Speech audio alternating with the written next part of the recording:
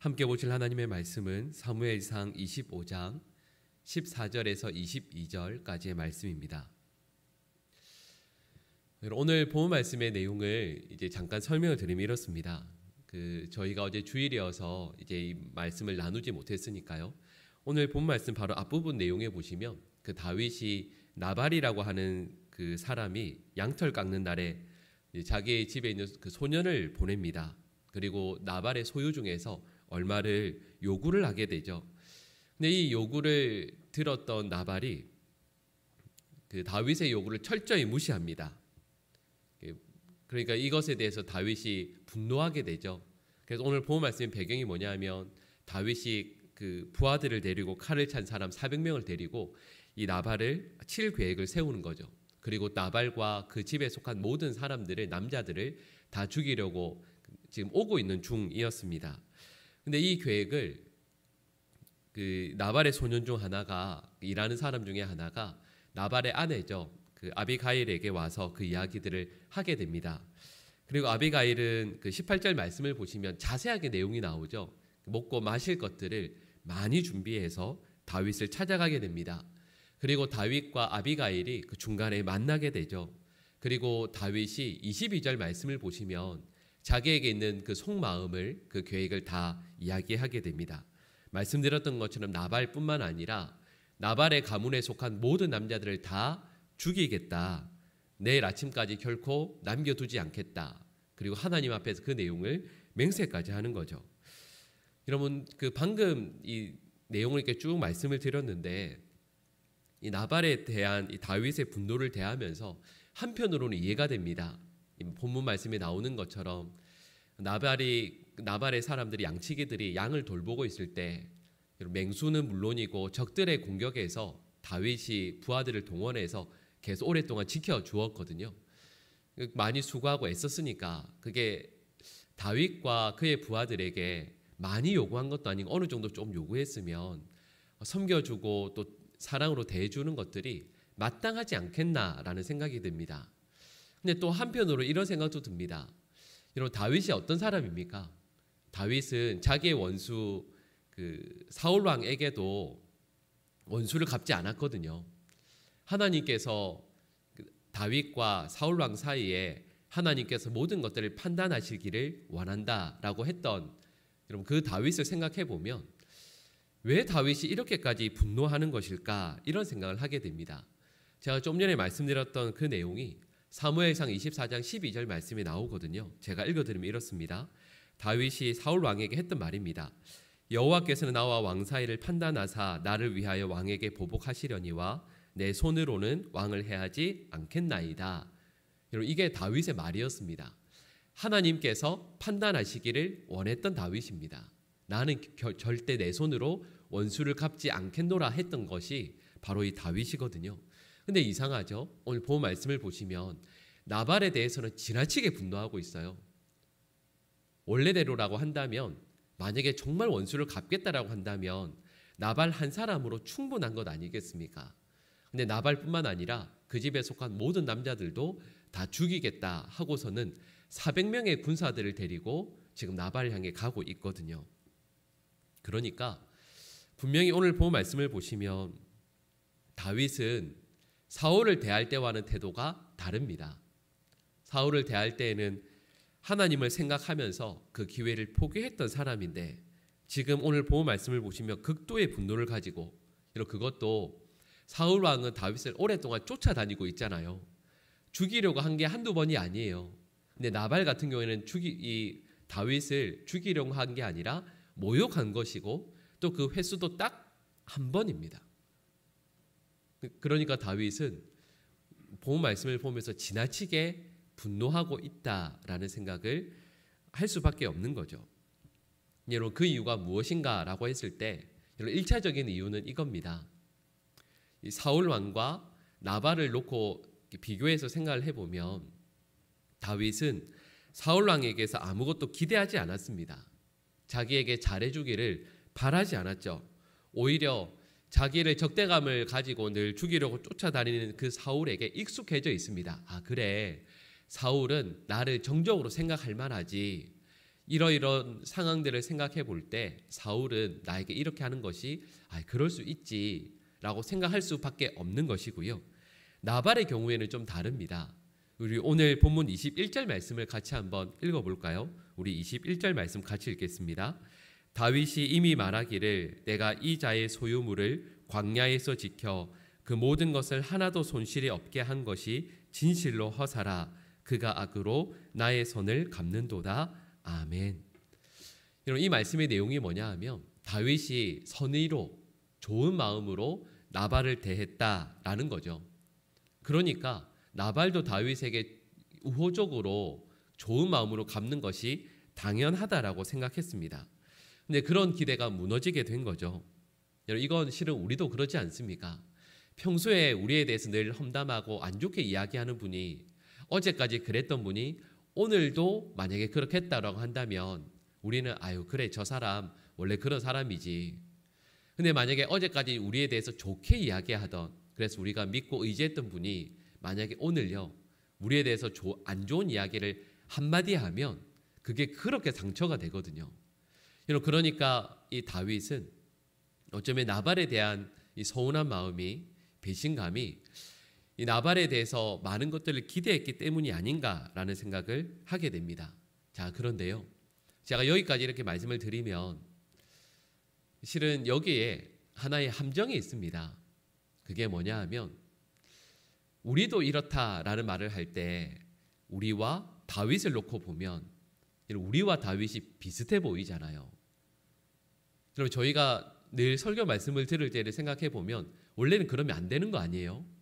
우리와 그 다윗이에요.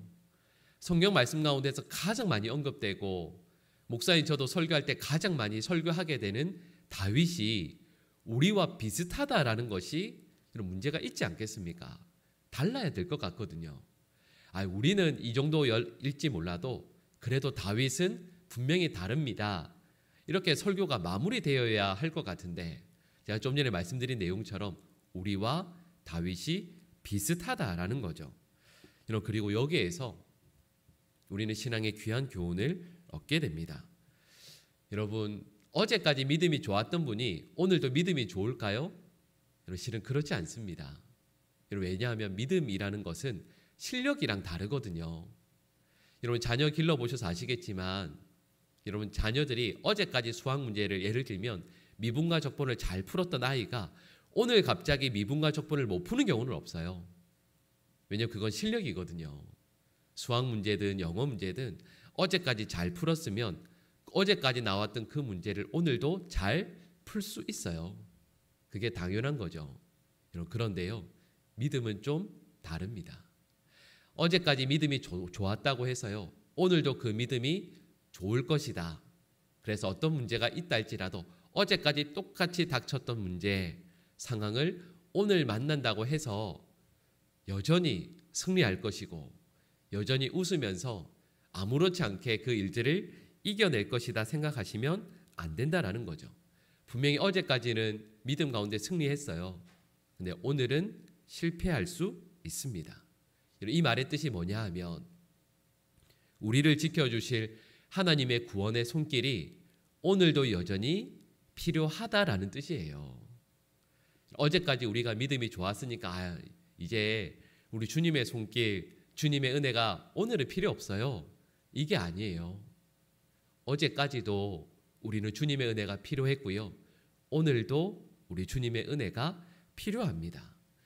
여러분, 죄로부터의 구원이라는 것은 그리스도의 은혜를 죄 가운데에서 만나게 되는 그리스도의 하나님의 은혜를 계속해서 날마다 경험하는 것을 의미합니다.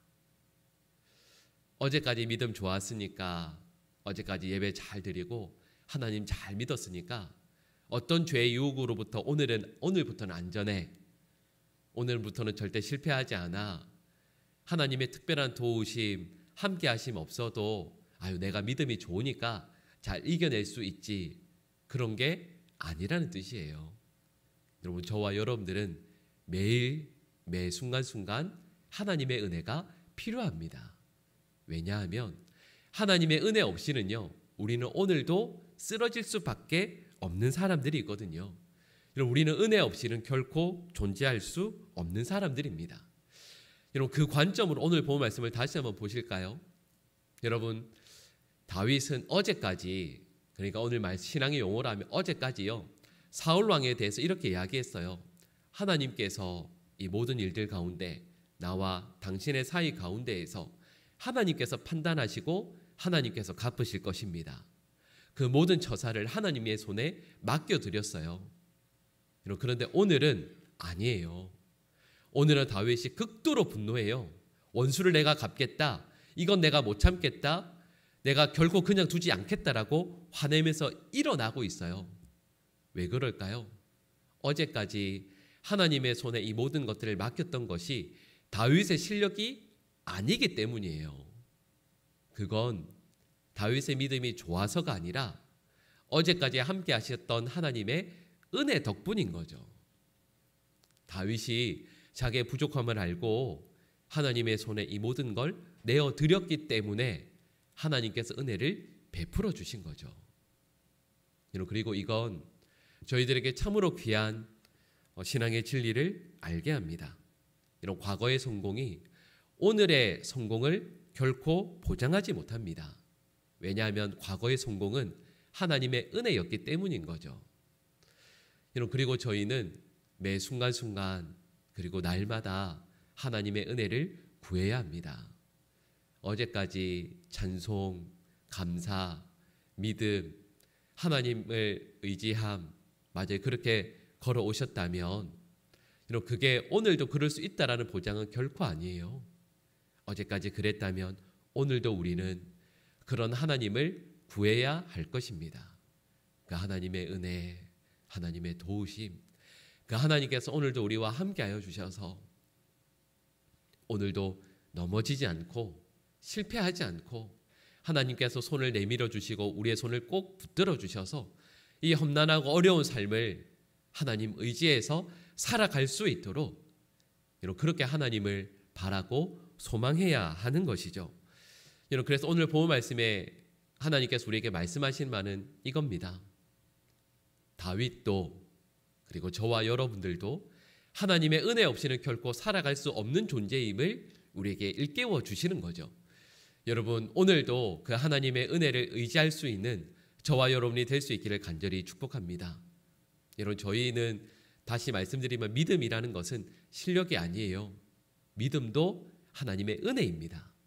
여러분, 그 하나님의 은혜를 의지해서 오늘도 아니 우리 평생의 남은 삶을 하루하루 살아갈 수 있는 저와 여러분의 삶이 될 수 있기를 간절히 축복합니다. 기도하겠습니다.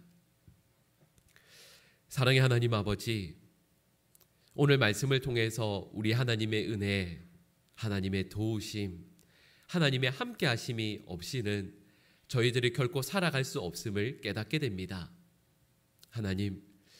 하나님께서 함께 하시지 않으시면 아무리 믿음이 좋아 보이는 저희라 할지라도 결국에는 버림받아 세상 한 구석에 나뒹굴 수밖에 없는 죄인일 수밖에 없음을 저희들 다시 한번 알게 됩니다. 하나님, 오늘도 저희에게 은혜를 허락하여 주시옵소서. 이 부족한 죄인들의 손을 주님께서 꼭 붙들어 주시고 하나님의 나라 이르기까지 마지막 그날 그 순간까지 저희들의 걸음을 선하게 붙드시고 인도하여 주시옵소서.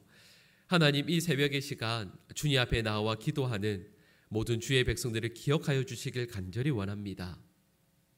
잠자리에서 일어나지 않고 계속해서 누워서 있는 것이 훨씬 편하지만 그것이 우리 인간의 본성이지만 하나님, 그런 저희들을 일깨워 주시고 걸음을 인도하시고 주님 앞에 나와 말씀과 기도로 저희의 삶을 시작하게 하여 주셨사오니 하나님, 이 모든 것들에 감사하고 또한 저희에게 허락해 주신 모든 기도의 제목들 주님 선하게 응답하여 주시고 이루어 주시옵소서. 우리 사랑하는 성도들의 건강을 지켜주시고 가정을 또한 지켜 보호하여 주시옵소서. 가정에 많은 기도의 제목들이 있습니다. 하나님, 우리 사랑하는 성도들의 그 모든 기도의 제목들을 하나하나 들어주시고 기억하여 주시고 하나님의 정하신 선하신 때에 응답하여 주시옵소서. 사랑하는 성도들의 건강도, 사랑하는 온 가족들의 영원 구원과 우리 사랑하시는 우리 주님의 몸된 교회가 하나님의 뜻 가운데 하나 되게 하심도, 맡겨주신 사명을 감당하는 교회로 이루어 주심도 주님, 우리 주님께서 역사하여 주시고 응답하여 주시옵소서. 하나님, 오늘 하루를 하나님을 의지하여 시작하길 간절히 원합니다. 저희가 생각하고 말하고 또 맡겨주신 모든 일들을 감당해내고, 또 저희가 속한 가정에서 또 삶의 자리들에서 저희가 감당해야 할 일들, 하나님을 바라보면서 지혜를 구하며 감당할 때 하나님 이 모든 것들을 통하여 하나님의 영광을 이 땅 가운데 아름답게 드러내 주시옵소서. 저희들의 입술에 하나님의 말씀을 담게 하여 주시고, 저희들의 말과 저희들의 행동 가운데 하나님의 영광을 온전히 드러내는 하나님의 백성다운 삶을 살아낼 수 있도록 도우시고 함께하여 주시옵소서. 우리 사랑하는 모든 성도들 어느 곳에서 흩어져 있고 살아가든 성령 하나님을 의지하여 기꺼이 기쁨으로 모든 것들을 잘 감당하여 하나님 앞에 큰 기쁨이 되고 영광 올려드리는 이 귀한 날 될 수 있도록 도와주시옵소서. 오늘도 우리 하나님을 의지합니다. 하나님의 은혜를 구합니다. 하나님을 믿습니다. 하나님, 부족한 저희들을 도우시고 함께하여 주시옵소서. 이 모든 간구를 예수님의 이름으로 기도드립니다. 아멘. 함께 보실 하나님의 말씀은 사무엘상 25장 23절에서 35절까지의 말씀입니다. 오늘 본문 말씀을 보시면 아비가일이 이 다윗에게 바칠 많은 것들을 준비해서 이제 다윗을 찾아가서 만나는 장면입니다. 다윗을 만나자마자 급히 나귀에서 내려서 그 다윗의 앞에 엎드리고요, 그 얼굴을 땅에 댑니다. 다윗 앞에서 이런 태도를 취하는 것은 단순히 남편 나발을 살리기 위한 것만은 아닙니다. 다윗의 화를 어떻게든 누그러뜨려서 이 어려운 시간을 좀 잘 통과하면 좋겠다, 이런 것이 아니죠. 이렇게 하는 데는 가장 중요한 이유가 있습니다. 아비가일은 다윗을 하나님께서 세우신, 그리고 하나님께서 동행하시는 바로 그런 귀한 이스라엘의 왕으로 이 아비가일이 인정하기 때문이죠. 여러분, 저희가 어제도 그러하고요, 이 다윗과 나발의 관계에서 일어나는 이 사건을 실은 이 사무엘상 25장에서 아주 길게 설명을 하고 있는데, 어제와 오늘 말씀을 보시면, 그리고 실은 살펴보지 못했던 주일의 말씀까지 생각을 해보면 다윗에 대한 이 나발과 그의 아내 아비가일의 태도가 전혀 다르다라는 것을 알게 됩니다. 여러분, 다윗이 나발에게 그 정당한 요구를 하죠. 근데 그것을 이 나발은 완전히 무시해 버립니다. 왜냐하면 나발은 지금 다윗을 보고 있는데 다른 것을 보는 게 아니라 다윗의 지금의 현재 상황을 보고 있거든요.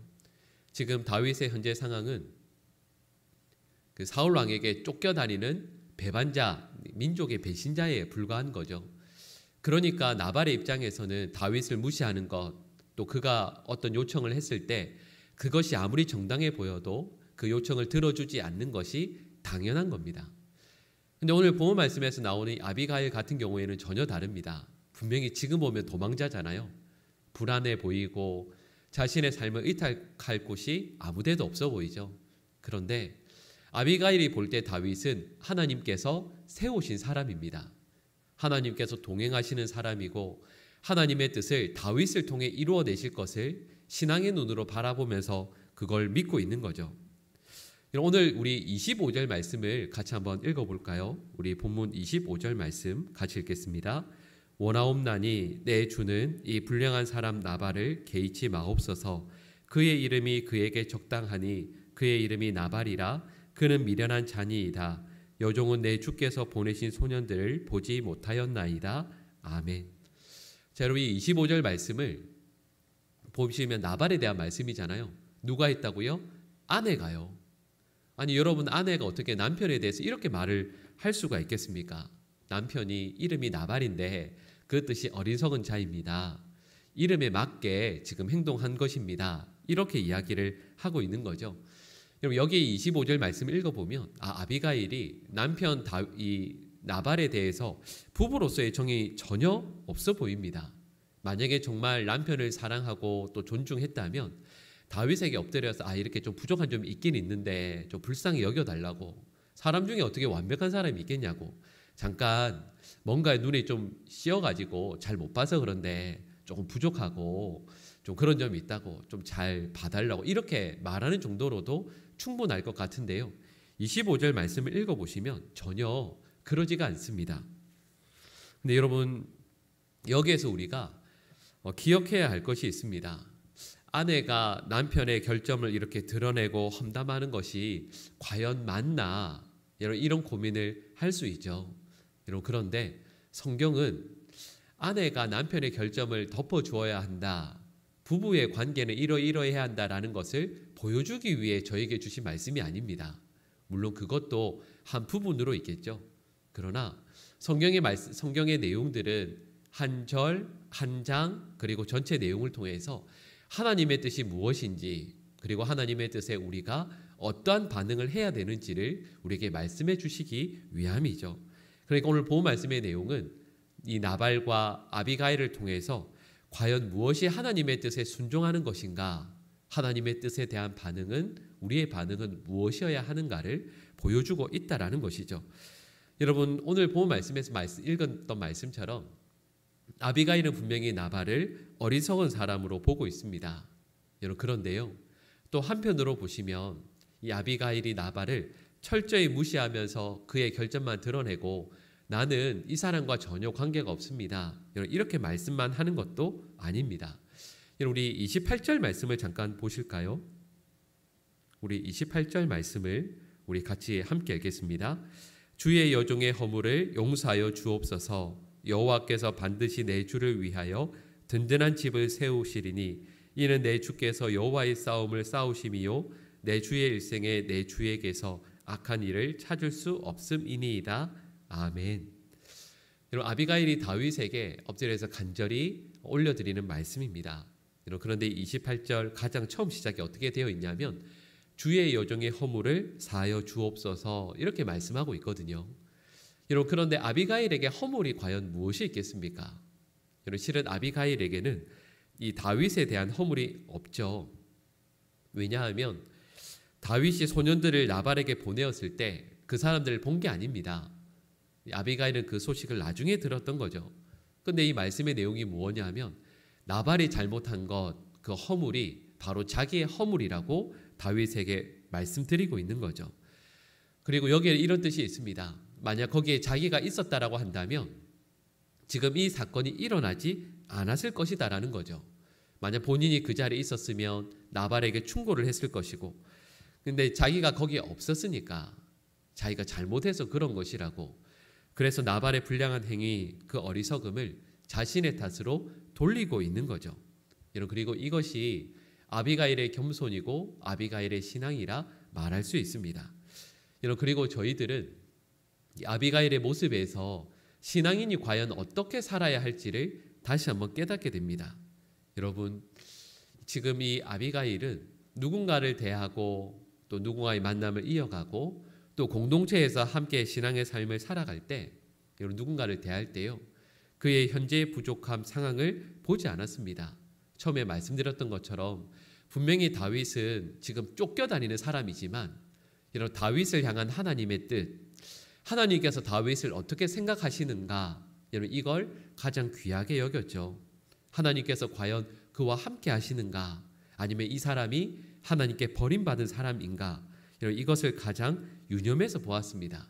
그런데 이 첫 번째 말씀드렸던 이 내용 그 다음에요, 실은 이런 관점이 있으니까 내 곁에 있는 성도를 바르고 신실하게 늘 대할 수 있는 것이 아니겠습니까? 근데 여러분, 여기까지에서만 그친 게 아니죠. 아비가일은 이 다음의 단계까지 나아가게 됩니다.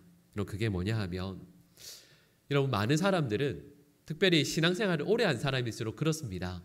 여러분, 저희가 신앙생활을 오래 하면 옆에 있는 누군가를 봤을 때 이건 성경의 관점으로 보면 이게 아니지, 이렇게 하면 틀리지, 이렇게 하면 잘못됐지, 이런 걸 분별할 수 있어요.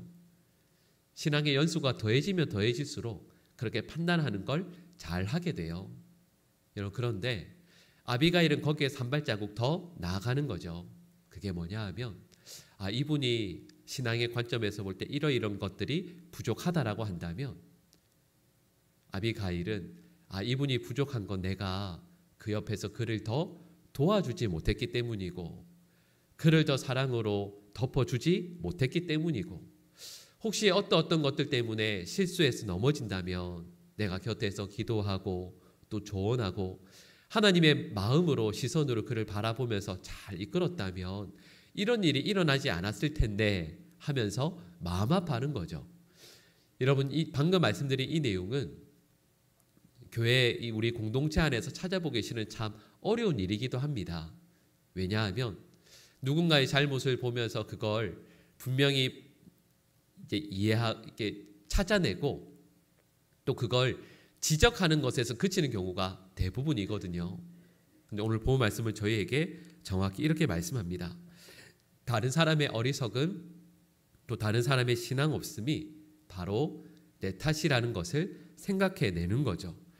여러분, 내가 하나님을 알고 또 복음을 믿는다라는 것은 여러분 내가 알고 있는 것으로 다른 사람의 허물, 잘못을 지적하는 것으로 그치지 않는다라는 뜻이에요. 그분을 향한 하나님의 뜻, 하나님의 마음을 알기에 오히려 그를 위해서 기도해주고 또 섬기고 하나님의 마음으로 품는 바로 그 자리까지 나아가야 한다라는 거죠. 우리 곁에 있는 누군가를 진정으로 섬기고 또 그분의 부족함으로 인해서 마음 아파하고 여러분들 위해서 기도하는 것이 그것이 바로 바른 신앙의 공동체라 할 수 있지 않겠습니까? 여러분, 우리 곁에 있는 누군가를 바라볼 때 여러분 세상의 기준으로 누군가를 바라보는 것이 아니라 하나님의 마음과 하나님의 시선으로 바라볼 수 있는 우리 모두가 될 수 있기를 간절히 축복합니다. 여러분, 그리고 그와 함께요, 하나님의 마음과 시선으로 바라보기에 이 사람이 뭐가 잘못됐구나, 이게 부족하구나, 그래서 더 판단하고 비판하는 것이 아니라 저분이 이런 것들이 부족하니 내가 더 위해서 기도해드리고 또 그의 부족함을 채워드리고 마음에 품고 늘 기도해 줄 수 있는 그런 분들이 우리 공동체 가운데 가득하게 될 때 우리 보강중앙교회는 천국의 공동체가 될 수 있을 것을 믿습니다. 그런 분들로 이 자리에 계신 분들이 날마다 아름답게 세워져 나갈 수 있기를 간절히 축복하고요. 또 우리 교회 가운데 그런 아비가일과 같은 믿음의 사람들이 날마다 아름답게 세워질 수 있는 우리 귀한 교회 될 수 있기를 또한 간절히 축복합니다. 기도하겠습니다. 사랑의 하나님 아버지, 은혜를 감사드립니다.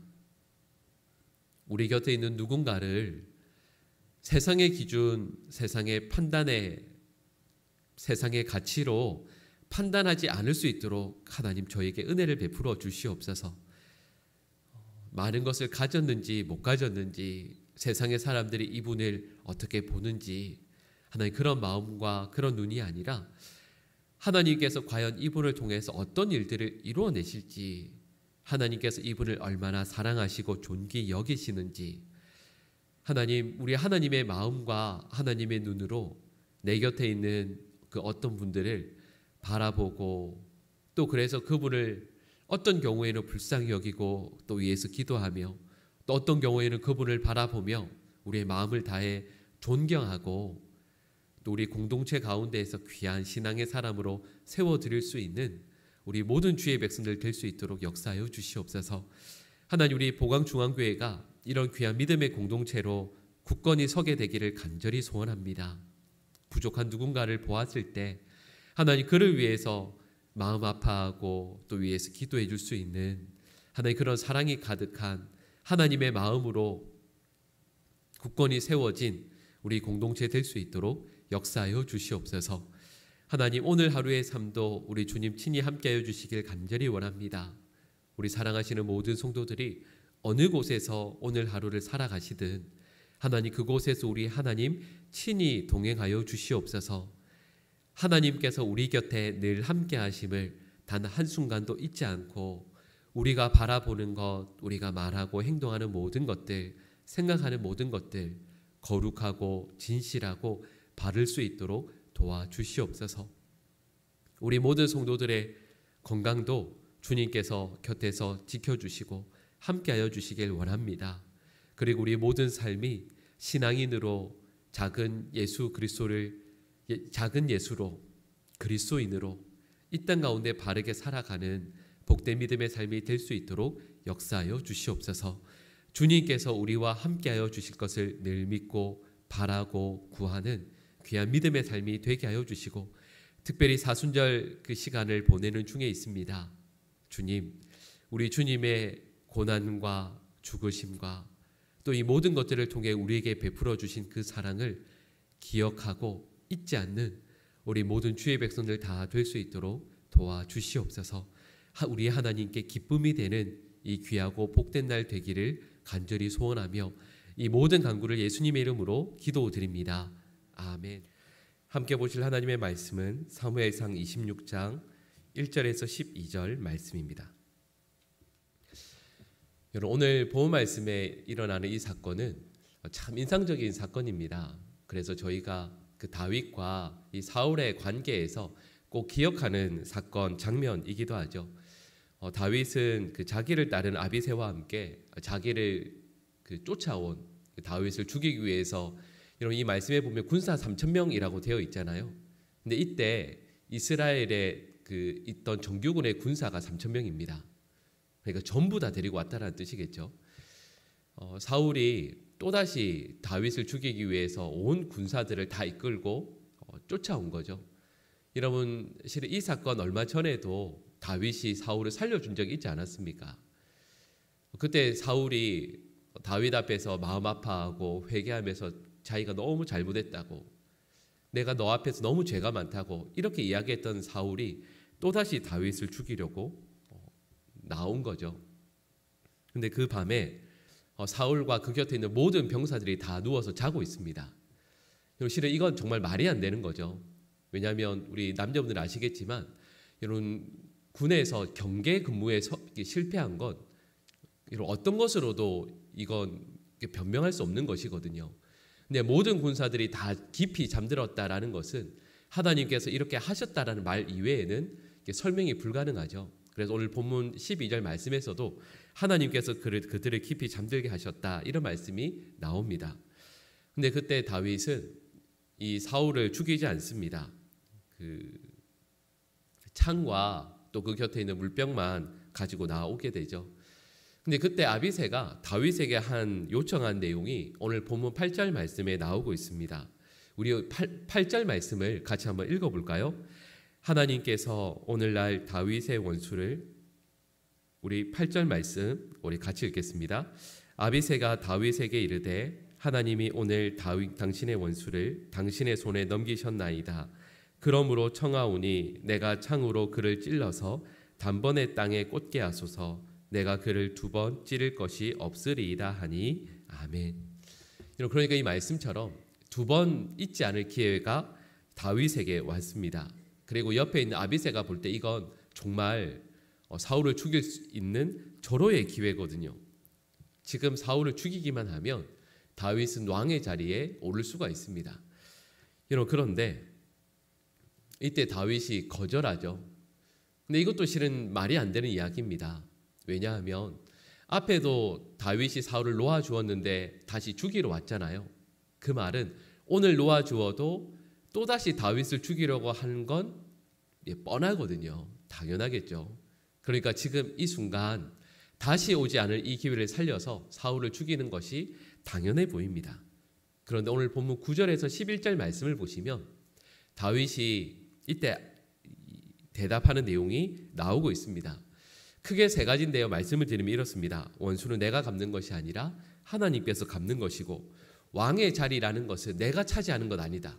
하나님께서 만들어내시고 주셔야만 가능한 것이고, 내가 원하는 것과 하나님께서 원하시는 것이 있을 때 나는 내가 원하는 것 하지 않고 하나님께서 원하시는 것을 감당하겠노라, 선택하겠노라, 이렇게 말씀하고 있는 거죠.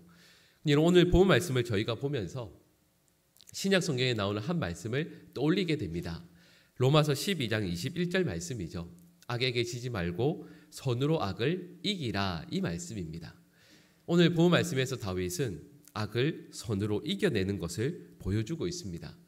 제가 처음에 잠깐 말씀드렸던 것처럼 다윗이 사울에게 사울을 죽이거나 하지 않고요. 그에게서 가져온 것이 12절 말씀을 보시면 창과 물병이라고 되어 있습니다. 여기에서 참 인상적인 단어가 나오죠. 이 창이라는 단어가 나오는데 여러분 창은 사울이 다윗을 죽이려고 할 때마다 썼던 무기입니다. 이 골리앗을 죽이고 돌아온 다윗이 이제 사울을 위해서 수금을 타잖아요. 그때 다윗을 향해서 사울이 죽이려고 던진 게 바로 이 창입니다. 그리고 블레셋 사람들과 싸워서 이때뿐만 아니라 요나단이 그 다윗을 사울 앞에서 변호하지 않습니까? 어떻게 이러실 수가 있냐? 아버지에게 다윗이 늘 최선을 다하고 선으로 늘 갚았는데 어떻게 그 다윗을 죽이려고 하실 수 있냐라고 했을 때 사울이 그때 화를 내면서 요나단을 죽이려고 하죠. 그때 던졌던 것도 창입니다. 그러니까 이 창이라는 것은 다윗에게는요 사울이 늘 자기 자신을 죽이려고 했던 무기입니다. 그런데 그 창을 들어서 이 사울을 죽일 수 있지 않겠습니까? 그렇게 되면 세상 사람들 사이에서 이런 소문이 나겠죠. 사울이 다윗을 죽이려고 했던 바로 그 창에 오히려 사울이 다윗에 의해 죽임을 당하였다. 얼마나 허망한 인생인가, 얼마나 어리석은 인생인가, 이렇게 말을 할 수 있지 않겠습니까? 근데 다윗은 그 창을 들어서 이 사울을 죽이지 않습니다. 오히려 어떻게 하죠? 자기를 그리고 요나단을 죽이려고 했던 그 창을 사울의 그 삶의 자리에서 치워버리는 거죠. 다윗이 아마 이 창을 이렇게 치울 때 이 행동은 마치 이런 것 같아요. 이 사울의 삶에서 악한 동기, 악한 수단 이걸 아예 치워버리는 것 같습니다. 여러분 그 창을 그냥 다윗을 죽이려고 하는 도구 이 정도로 생각할 수도 있지만 이 본문 말씀을 묵상해 보면 다윗이 따는 것이 아니고요. 창을 치운 데는 분명한 마음의 결단이 있었던 것 같아요. 그 사울이 창을 머리맡에 꽂아두고 자는 그 모습을 보면서 이 다윗은 사울의 삶에서 마치 악한 동기, 악한 마음을 치워버리려고 하는 것 같습니다. 이걸 치워서 다시는 다윗도 그러하고요. 곁에 있는 누군가를 죽이려고 하거나 악한 마음을 품지 않도록 그 창을 치워버리려고 하는 것 같습니다. 여러분 그런데 제가 방금 드린 이 말씀이 실제로 놀라운 것이 이런 오늘 본 말씀 그 이후로는 사울이 다윗을 더 이상 죽이려고 하지 않습니다. 아마도 다윗은 그런 마음으로 그런 기도를 하면서 그 창을 치운 것이 아닌가 싶어요. 여러분 이 본 말씀을 묵상하면서 우리는 이런 생각을 하게 됩니다. 여러분 우리는 우리 마음, 우리 삶 가운데서 감정 속에서 참 나쁜 에너지가 우리의 삶을 살아갈 수 있는 에너지로 삼는 경우들이 있습니다. 우리의 분노, 우리의 원망, 미움 이런 것들을 내 삶의 에너지로 삼고 이걸로 삶을 살아가려고 할 때가 있죠.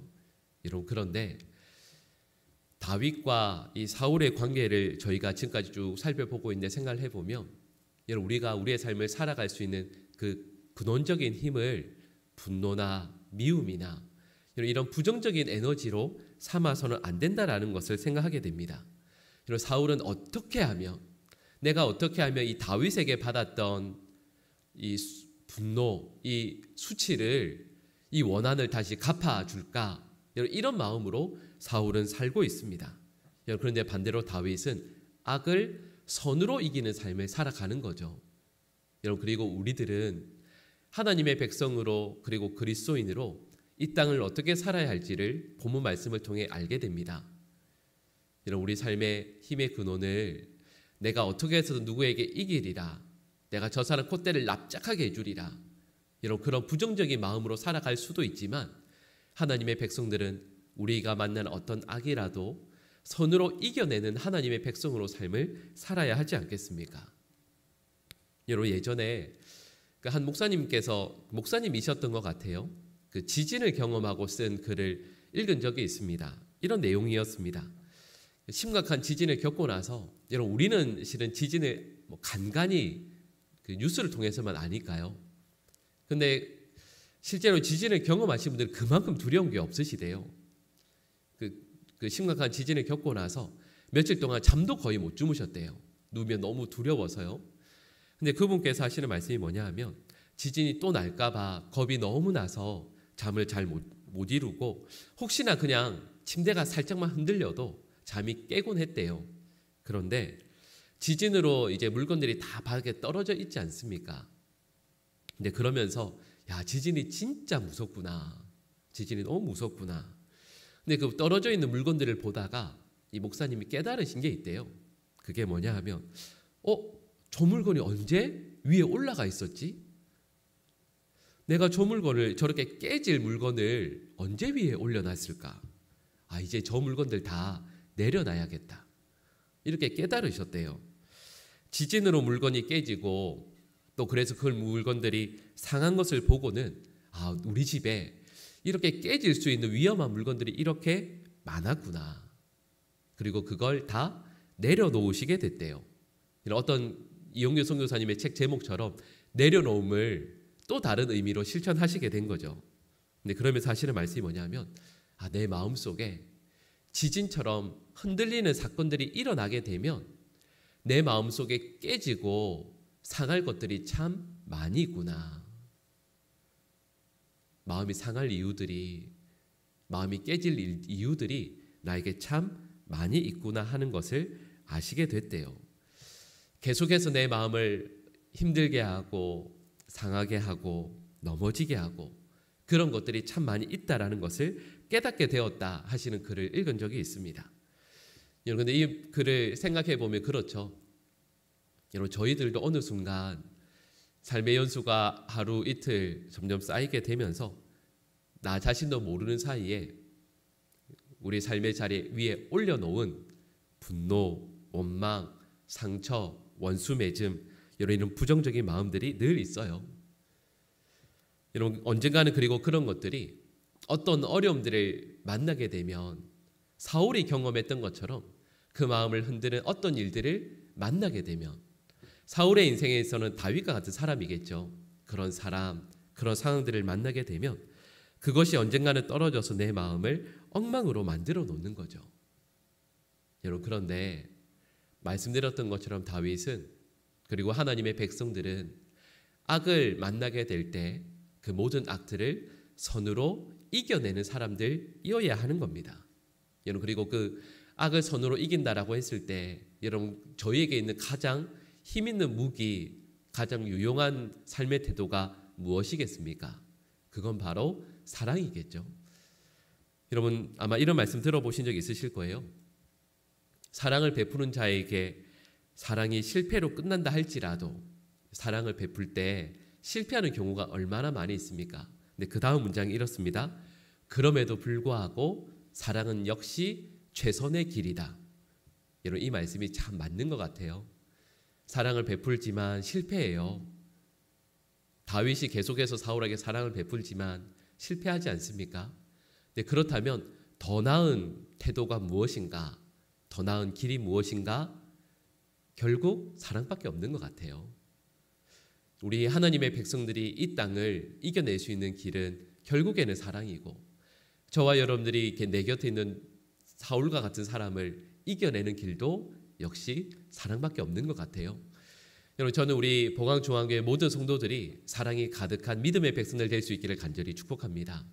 악을 선으로 이겨내는데 그 방법이 바로 주님께서 우리에게 베풀어 주신 그 사랑임을 오늘도 기억하시고요. 여러분, 사순절 기간이라는 것이 결국 그것 아니겠어요? 이 세상을 이긴 것은 우리 주님의 사랑이었노라. 여러분, 오늘도 우리 곁에 있는 우리 가족들, 또 우리 모든 성도들, 만나는 이웃들에게 사랑으로 오늘도 대할 수 있고 그 사랑으로 이 세상을 이겨내는 우리 모든 주의 백성들 될 수 있기를 간절히 축복합니다. 기도하겠습니다. 사랑의 하나님, 오늘도 우리 모든 주의 백성들이 끝까지 놓지 말아야 할 삶의 태도가 무엇인지를 말씀을 통해 깨닫게 됩니다. 하나님, 우리 하나님으로부터 나오는 그 선한 마음을 저희 모두에게 허락하여 주시옵소서. 사랑으로 우리 곁에 있는 우리 사랑하는 가족들, 우리 이웃들, 우리 사랑하는 성도들 대하고 섬기며 품을 수 있도록 하나님, 저희 모두에게 이 마음을 허락하여 주시옵소서. 삶에서 어렵고 힘든 일들을 만나게 될 때 하나님, 우리가 우리의 삶에서 부서지고 쏟아져 버릴 그런 부정적인 마음들로, 그런 것들로 우리의 삶을 살지 않기를 간절히 원합니다. 하나님, 그런 모든 것들은 하나님의 은혜의 사랑 가운데 다 내려놓게 하여 주시고 우리 주님의 사랑으로 이 세상을 감당해내며 또한 넉넉히 이겨내는 우리 모든 주의 백성들 다 될 수 있도록 도와주시옵소서. 우리의 마음대로 되지 않아서 하나님 화나고 짜증날 때가 참 많습니다. 왜 이렇게 우리의 삶에는 마음먹은 대로 되지 않는 일들이 이렇게 많은지 모르겠습니다. 하나님, 그럴 때 짜증이나 원망이나 하나님 그런 태도가 아니라 그 가운데서도 우리를 위해 십자가에 못 박혀 죽으신, 우리에게 너무도 놀랍게 보여주신 그 하나님의 사랑으로 우리 곁에 있는 그 누군가도 대할 수 있도록 은혜 베풀어 주시옵소서. 잘 안 되지만, 참 어렵지만 그럼에도 불구하고 우리의 마음과 우리의 삶 가운데 우리 주님의 사랑이 가득하길 원합니다. 주님 은혜를, 그 사랑을 우리의 삶에 가득 찰 수 있도록 가득 부어 주시옵소서. 하나님, 이 사랑을 실천하고 이 사랑으로 우리 곁에 있는 모든 이들을 대하는 이 귀하고 복된 날 될 수 있도록 도와주시옵소서. 어려움 당하고 힘든 일들 가운데에서도 믿음으로 살아가고자 늘 애쓰는 우리 귀한 성도들 계십니다. 주님 존귀하게 여겨주시고 하나님, 그 삶, 그 중심에 하나님 함께하여 주시옵소서. 우리 사랑하는 모든 성도들의 건강을 주님 특별히 붙드시고 인도하여 주시며 약함 가운데 하나님의 은혜를 구하며 간절히 기도하는 엎드린 그 자리에 성령 하나님 함께하여 주시옵소서. 하늘의 은혜와 복을 더하여 주시고 베풀어 주시옵소서. 오늘 하루 우리 주님의 기쁨으로 살아가는 귀하고 복된 날 될 수 있기를 간절히 소망하며 이 모든 간구를 예수님의 이름으로 기도드립니다. 아멘. 하나님의 말씀은 사무엘상 26장 13절에서 25절까지의 말씀입니다. 오늘 본문은 사울을 죽일 수 있었음에도 불구하고 그러지 않았던 다윗이 다시 돌아와서는 사울의 일행과 함께 대화를 나누는 장면을 담고 있습니다. 오늘 본문에서 다윗은 두 명의 인물과 함께 대화를 나누는데요. 먼저 그 첫 번째 인물은 다윗이 이제 상대하였던 그 사울의 군 사령관이었던 아브넬이었습니다. 15절 말씀을 보면은 다윗은 아브넬이 이스라엘에서 적수가 없을 만큼 대단한 장수였다라고 말을 하는데요. 하지만 그러한 장수라 할지라도 다윗의 기습을 막아내지는 못하였지요. 사울은 분명히 자신을 둘러싸고 있던 그 아브넬 그리고 군사들을 의지하여서 잠자리에 들었을 겁니다. 하지만 어제 본문 마지막 12절 말씀을 보면 하나님께서 그들을 잠재우셨다라고 하지요. 아무리 뛰어난 장수라 할지라도 그리고 아무리 많은 군사라 할지라도 하나님께서 잠재우시면 그 무엇도 소용없다는 것을 우리는 다시 보게 됩니다. 그리고 아브넬에 이어서 대화를 나누는 인물 바로 사울 왕이지요. 사울은 다윗과의 대화를 통하여서 자신의 잘못을 고백합니다. 자신의 지난날의 모습들이 대단히 잘못되었고 또 다시 다윗과 화해하기 원하는 그 모습을 보이곤 하는데요. 사실 다윗은 계속 도망자 신세로 살아가면서 얼마나 지치고 많이 힘든 상황이었겠습니까? 사람이 너무 많이 힘들면 모두 다 내려놓고 이제는 예전에 그 평안하였던 때로 돌아가고 싶어하는 마음이 있지요. 우리가 잘 아는 것처럼 출애굽한 이스라엘 백성들도 그 광야길이 힘들었을 때 어떻게 반응하나요? 다시 노예로 돌아간다 할지라도, 다시 내가 그 힘든 상황 가운데 처한다 할지라도 그 노예 생활이 지금 이 광야 생활보다 낫겠다고 말하면서 모세와 하나님께 원망하는 그 모습을 우리가 너무나 잘 알고 있지 않습니까? 다윗도 이 사울 왕이 건네는 손을 잡고 싶었을 수도 있을 겁니다. 사울 왕의 손만 잡는다면 다시 평안하고 안락하였던 이전의 모습으로 되돌아갈 수 있었기 때문이지요.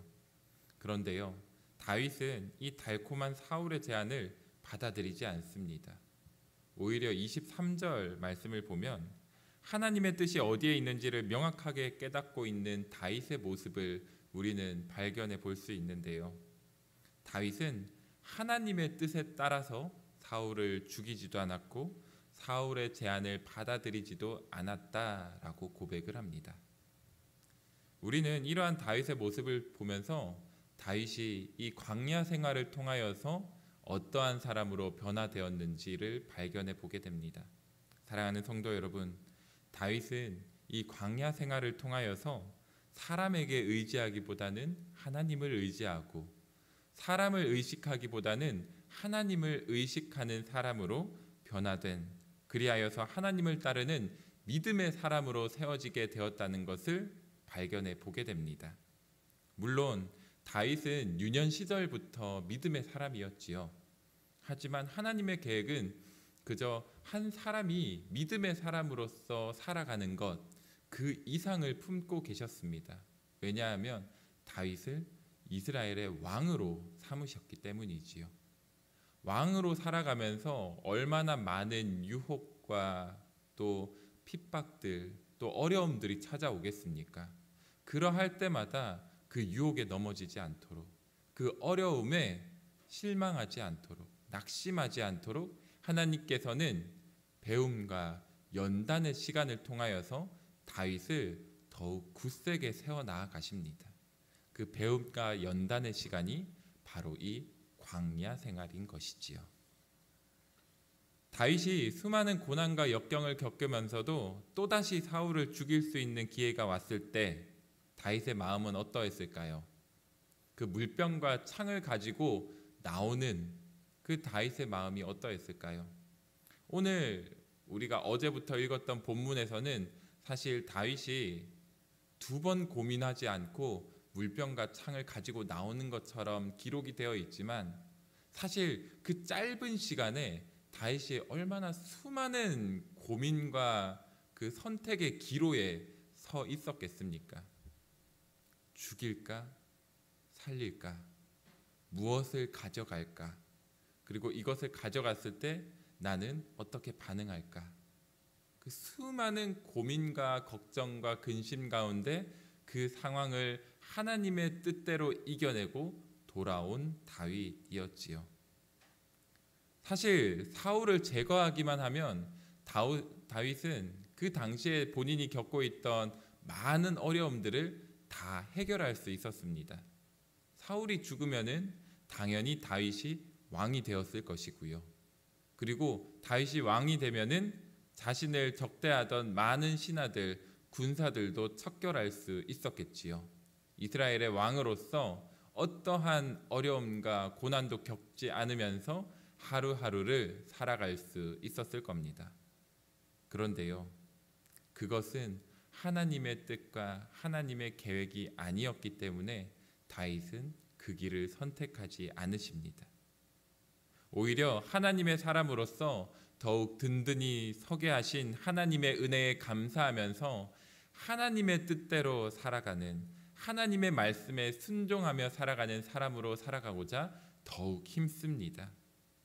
누군가에게는 사울을 죽이지 않은 것이 미련해 보일 수 있었겠지요. 또 누군가에게는 사울과 화해하지 않은 것이 어리석어 보일 수도 있었겠지요. 하지만 이젠 다윗은 그 누구의 시선도 의식하지 않습니다. 그 누구의 말에도 흔들리질 않습니다. 하나님의 시선에만 의식하고 하나님의 뜻에만 민감하게 반응하면서 살아가는 믿음의 사람, 신실한 사람으로 다윗은 오늘날 마침내 세워지게 된 것입니다. 사랑하는 성도 여러분, 오늘 말씀처럼 사람을 의식하고 사람을 의지하기보다는 하나님을 의식하고 하나님을 의지하며 살아가는 우리 모든 성도님들 되실 수 있기를 간절히 축복합니다. 우리에게도 사울을 죽일 수도 있고 어쩌면 사울과 화해할 수도 있는 기회라고 포장된 유혹들이 얼마나 많이 찾아오겠습니까? 그러할 때마다 우리에게 믿음의 길을 걷게 하신 하나님의 은혜에 감사하면서 그 하나님의 은혜를 날마다 새기시면서 살아가는 우리 모든 성도님들 되시기를 바랍니다. 특별히 우리는 지금 사순절 기간을 함께 보내고 있습니다. 예수님께서도 예수님의 능력과 권세로 모든 일들을 쉽게 해결해 나아가실 수도 있었지만 그러하지 않으셨지요.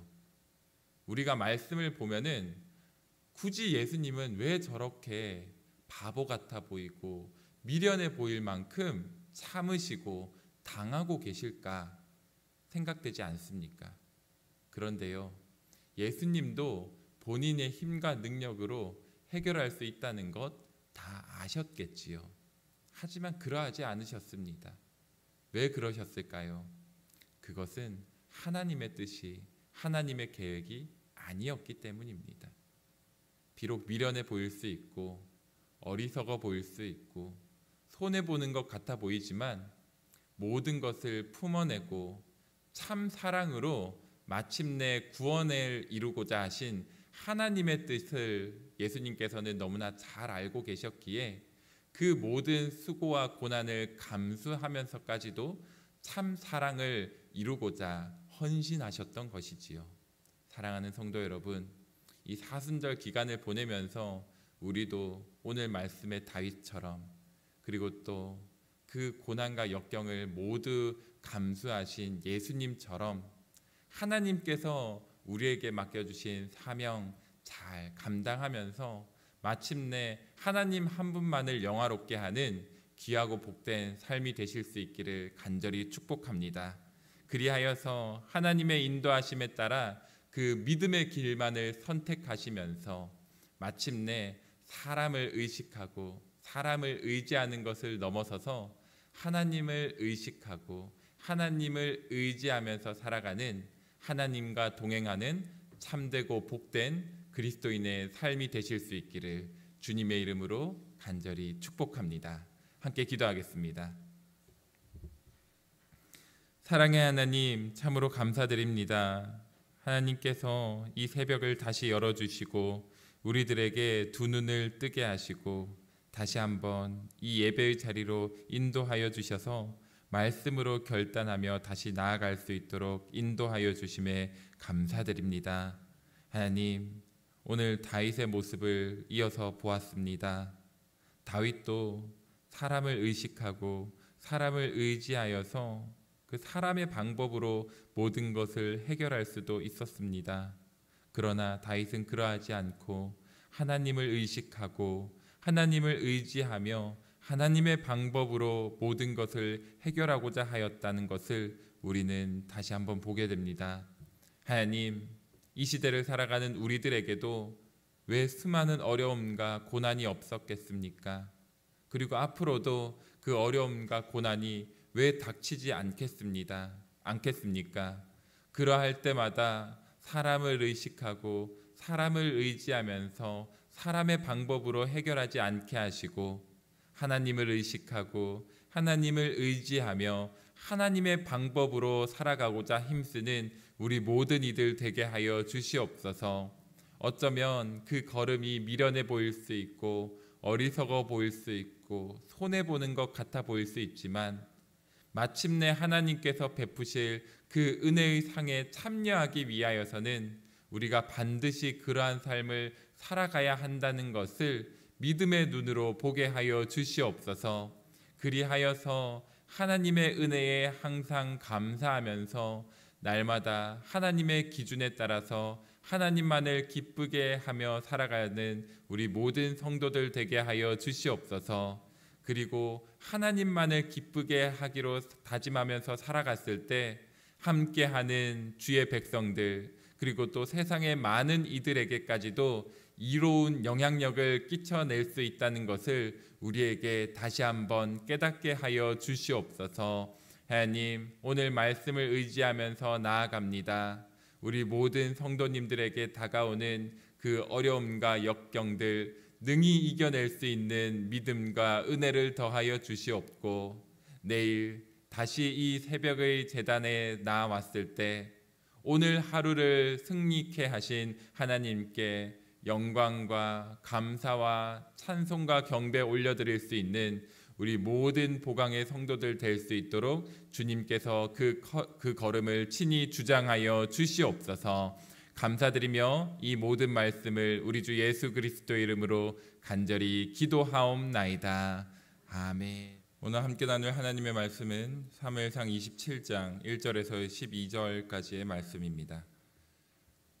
우리 인생을 표현하는 여러 수식어들이 있지요. 그 중에 인생을 대표하는 대표적인 수식어가 바로 철학자 사르트르가 남긴 인생은 B와 D 사이의 C다 라는 말이 있습니다. B, 벌스, 태어나서부터, D, 데스, 죽을 때까지, C, 초이스, 선택을 하는 것이 우리 삶이 우리의 인생이다라는 건데요. 짜장면을 먹을까, 짬뽕을 먹을까 이런 쉬운 선택에서부터 대학을 선택하고 직장을 선택하고 배우자를 선택하고 또 내 삶에 여러 그 좌로 우로 가야 하는 그 걸음들 가운데 한 곳을 선택해서 걸어가야 하는 것이 우리 삶의 인생의 연속인 것 같습니다. 오늘 본문을 보면은 다윗은 크게 두 가지의 선택을 합니다. 하지만 우리가 이 본문을 보면서 다윗이 어떤 선택을 하였는가에 초점을 맞춰서 본문을 살펴보기보다는 다윗이 왜 이런 선택을 하였는가라는 그 이유에 좀 더 초점을 맞추어서 다윗이 선택한 이 두 가지 선택에 관하여서 함께 살펴보기 원합니다. 먼저 첫 번째로 다윗이 선택한 것은 블레셋 사람들의 땅으로 도망하였다는 겁니다. 오늘 본문 1절 말씀을 보면 다윗은 사울이 또다시 마음을 바꿔서 자신을 죽일까 봐 두려워합니다. 그래서 아무리 사울이라 하여도 자신을 결코 쫓아올 수 없는 곳으로 도망하지요. 그곳이 바로 블레셋의 가드 땅이었습니다. 그것도 홀몸이 아니라 자신을 따르는 600여 명의 백성들과 함께 그 가드 땅으로 이동을 합니다.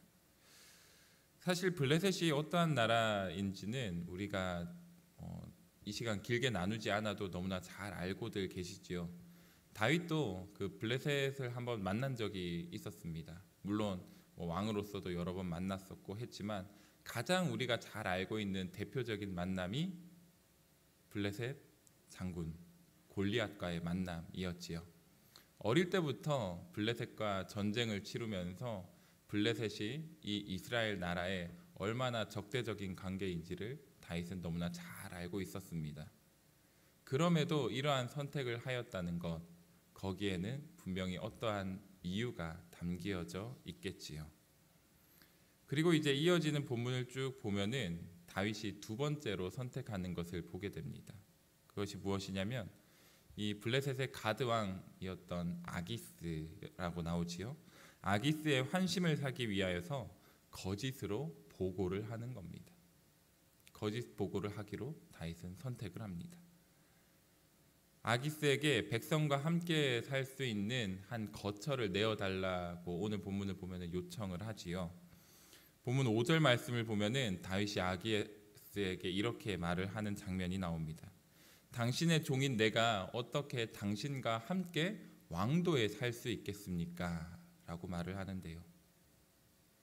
자신을 철저히 낮추면서 이방 왕이었던 그리고 이스라엘의 철천지 원수였던 나라 중에 하나인 그 블레셋의 가드 왕을 더욱 드높이는 장면을 우리가 보게 됩니다. 그러면서 이제 아기스에게 받은 곳이 시글락이라는 지역이었지요. 이어서 다윗이 한 것이 바로 주변 그 시글락 주변에 있는 그 이방 민족들을 공격하는 것이었습니다. 그런데 아기스에게 이제 다윗이 오늘은 어디를 공격했냐라는 질문에 오늘은 유다 땅을 공격했습니다라고 거짓으로 보고를 하게 되지요. 다윗이 블레셋으로 도망한 데다가 이스라엘 백성들을 이제 공격까지 했으니 오늘 본문 마지막 12절을 보면은 아기스가 뭐라고 말합니까? 이 사람은 영원히 나의 백성, 나의 부하로서 남겠구나 라고 생각을 하면서 안도를 하게 되지요. 다윗은 철저히 아기스의 환심을 샀고 또 사기에 힘쓰고 있다는 것을 우리가 계속해서 보게 되는 겁니다. 사랑하는 성도 여러분, 어제까지 우리는 다윗이 분명 사울을 살려주면서 하나님의 그 마음으로 하나님의 계획으로 살아가고자 힘쓰는 그 모습을 함께 보았습니다. 그런데 바로 한 절 뒤에 다윗이 이러한 선택을 하니까 참으로 당황스러울 수밖에 없는 거죠. 우리가 기대하는 다윗의 그 모습과는 너무나 거리가 먼 모습을 오늘 1절부터 12절까지 계속 보다 보니까 도대체 다윗이 왜 이런 우리가 이해할 수 없는 선택들을 하였는지 의구심이 들 수밖에 없습니다. 다윗이 이러한 선택을 한 이유가 무엇인가? 오늘 본문을 살펴보면은 우리가 한 가지 힌트를 얻을 수 있는 그 문장을 발견하게 되는데요. 오늘 본문 1절 말씀입니다. 우리 1절 말씀을 조금 긴데요. 다시 한번 읽어보도록 하겠습니다. 오늘 본문 1절입니다. 다윗이 그 마음에 생각하기를 내가 후일에는 사울의 손에 붙잡히리니 블레셋 사람들의 땅으로 피하여 들어가는 것이 좋으리로다. 사울이 이스라엘 온 영토 내에서 다시 나를 찾다가 단념하리니 내가 그의 손에서 벗어나리라 하고. 자, 우리 그리고 11절 말씀인데요. 11절 말씀 또 이어서 다시 한번 읽어보겠습니다.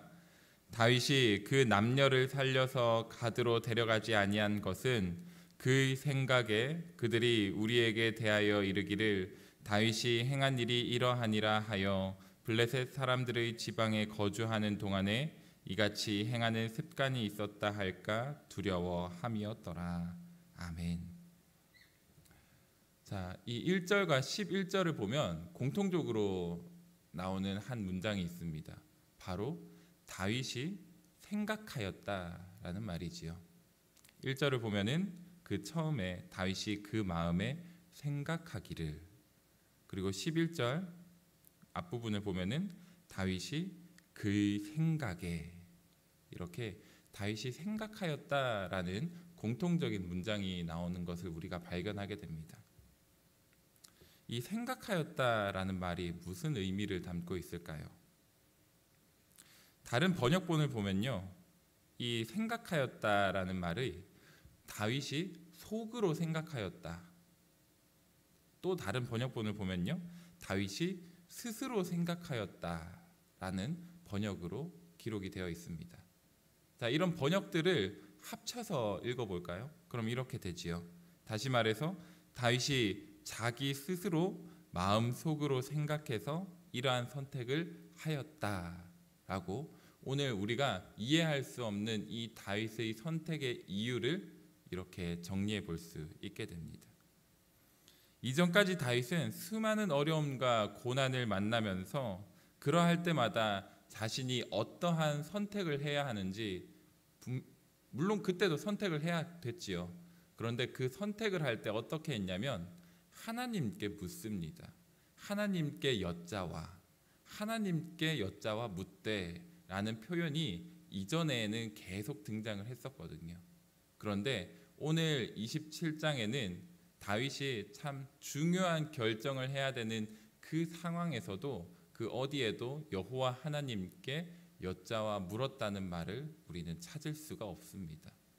다시 말해서 다윗은 하나님께 묻고 하나님께 지혜를 구하여서 선택을 한 것이 아니라 자신의 삶의 경험과 그리고 지금 닥쳐 있는 그 상황을 어떻게 하면 해결할 수 있을지 자신의 판단으로 선택을 하고 행동을 하였다라는 겁니다.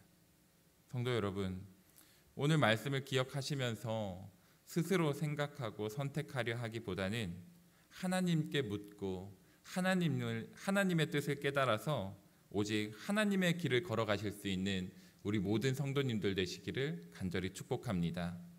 우리가 비록 상황과 환경에 한 번도 힘쓰지 못하고 넘어질 수밖에 없는 연약한 존재라는 것 우리가 너무나 잘 알고 있지요. 물론 지금 당장 이렇게 하면은 이 어려움을 이겨낼 수 있다는 것 우리가 오랜 경험을 통하여서 잘 알고 있고 또 실제로 그러한 선택을 했을 때 지금 이 순간에는 그것을 순탄하게 넘어갈 수도 있을 겁니다.